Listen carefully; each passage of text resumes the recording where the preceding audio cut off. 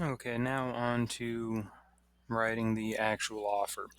So the majority of this is going to be preloaded within your transaction desk. What we'll be going over is the parts that are not. So what most people forget is you have the buyer's name. In this case, it's Mr. Snappy. His status is, most people forget to put this, so this is a unmarried person right there. Come down here now. Remember, this property is the one that only had a range/oven in a refrigerator. So looking through the pictures, there was nothing else we could see: microwave, washer, dryer, any other appliance that we would want to include. None of it showed up in the pictures. So I'm not going to check any of these other spots where I would normally check them if they showed up in the picture. Now, earnest money is usually about 1% of the purchase price. That does have some kind of caps and floors to it, but usually on like a $200,000 to maybe a $300,000 property, you can look at about $1,200 to $1,700, maybe as high as $2,000 for earnest money. For this one, I'll put down $3,000. Most of your decisions on that are going to be driven by your buyers, because all you're going to be able to do is, recommend to them what they do. You always want the closing agent to hold the earnest money. The selling firm would be here at Keller Williams, and we don't have a interest-bearing account, so that's going to be no bueno on that one. So closing agent is going to be your choice all the time.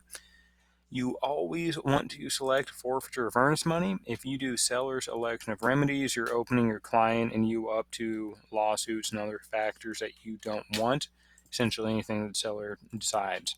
Now, title companies. For this property, it does not actually have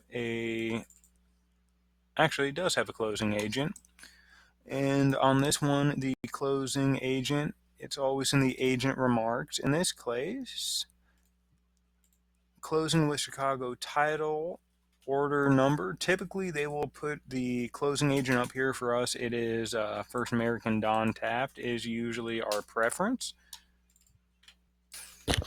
So you come down here to line 9. It will be Chicago Title. As the title insurance company, closing agent company will be Chicago Title. Individual varies between what company. This is where if it was First American, you would put Don Taft down there. Now, most of the time in Thurston County, you will have the same title insurance company as closing agent company. Not always the case. Sometimes over in Grace Harbor and up north, you'll have, say, First American, it's a title insurance company, and then the closing agent will be some random small firm that has 1.5 people working there. And then you would put the individual in that location. One thing you're going to have to be aware of in this area is sometimes if buyers have a preference of a person they want to use, they don't realize that they're not actually a closing agent and they're actually in sales or some other department, in which case you would want to figure out what team they would actually want you to send it to. Now, services of closing agents for payments of utilities, always, well, nothing's always in this business, but usually you will request the 22K, which is a utility form. 13, you always want to ask the seller to pay them. Will they always do it? No, but you always want to ask for it. 14, this is up to the seller to fill out, so leave that blank and please just remind them that they need to, in fact, do it. Now, selling broker represents the seller.